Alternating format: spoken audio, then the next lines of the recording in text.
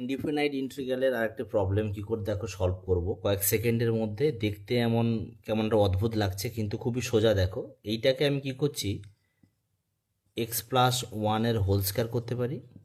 Root over এখান থেকে যদি এক্স কমন নিই এক্স প্লাস ওয়ান আসবে, বাই আসছে root x plus root over one plus x dx. পরের স্টেপে দেখো এইখান থেকে রুট ওভার এক্স প্লাস ওয়ানটা যদি আমি কমন নিই তাহলে পড়ে আছে, দেখো উপরে কে পড়ে আছে, এখানে একটা পড়ে আছে root over x plus one, আর এখানে রুট এক্স পড়ে আছে, তাই না?